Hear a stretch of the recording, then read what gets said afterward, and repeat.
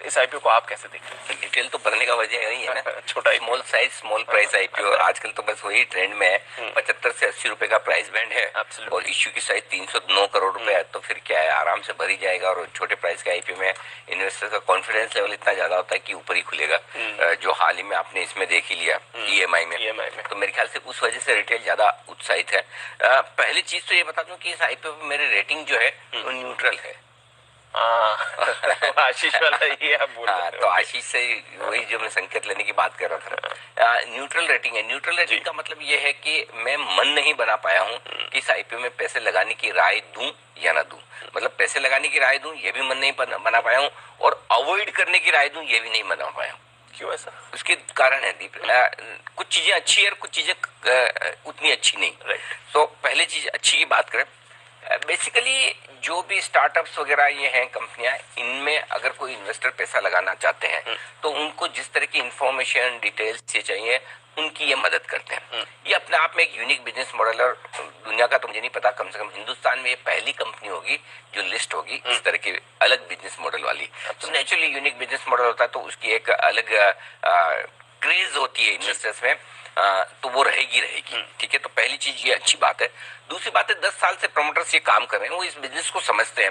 और दूसरी बात है कि इस बिजनेस के ग्रो होने के भी आसार पूरे हैं। आगे ग्रोथ भी आएगी, क्योंकि स्टार्टअप्स वगैरह में वेंचर कैपिटल में पैसा लगाने का जो ट्रेंड इंडिया में बन रहा है और बढ़ रहा है, वो अभी लंबा चलेगा दीप। ये इंडिया के एंटरप्रेन्योरशिप का समय वापस से आया है। सो इस हिसाब से प्रोमोटर्स को आगे भी मौका इस बिजनेस को बढ़ाने का मिलेगा।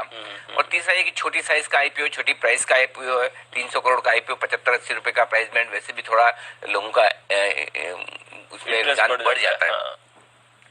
अब नेगेटिव क्या है? नेगेटिव ये कि 10 साल तक कारोबार करने के बावजूद कंपनी पिछले साल 60 करोड़ तक की रेवेन्यू पर पहुंची है। नो डाउट ये कोई मैन्युफैक्चरिंग कंपनी नहीं है, सारी की सारी जो कमाई है वो कंसल्टेंसी या यूं कहना चाहिए कि फी इनकम में प्रोफेशनल फीस है।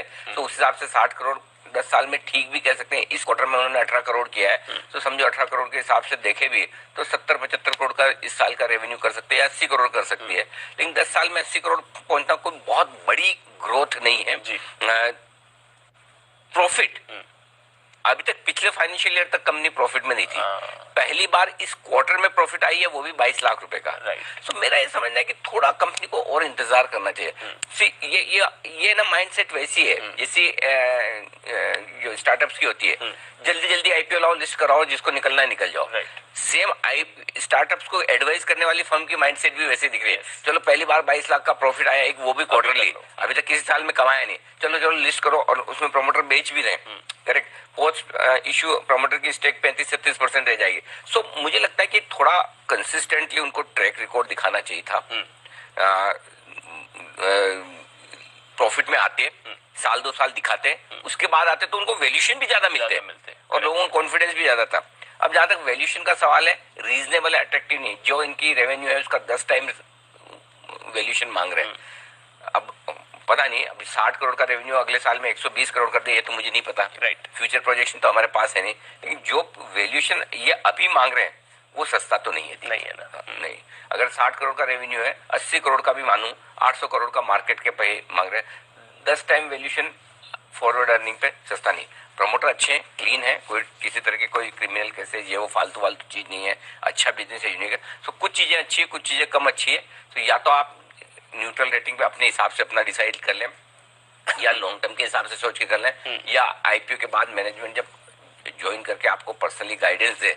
या फिर कुछ लोग ऐसे हैं जिनको लगता है छोटे प्राइस के आईपीओ में तो चांस ले लेना चाहिए, तो आप भी कर सकते हैं। डिसीजन आपका, इसमें मैं आपको लगाने या नहीं लगाने की दोनों की राय नहीं दे रहा हूँ, और राय देने के साथ साथ नहीं देने का अधिकार भी मैं रखता हूँ। करेक्ट, ऑफ कोर्स, बिल्कुल। मैंने आपको दोनों चीजें बता दी।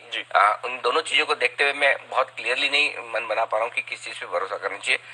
कुछ अच्छी चीजें हैं, कुछ कम अच्छी चीजें। Understood sir. चलिए, तो यह है न्यूट्रल राय अनिल जी की तरफ से। अच्छी भी चीजें, खराब भी चीजें, आप अपने रिस्क, अपने पोजीशन के हिसाब से इसमें पैसा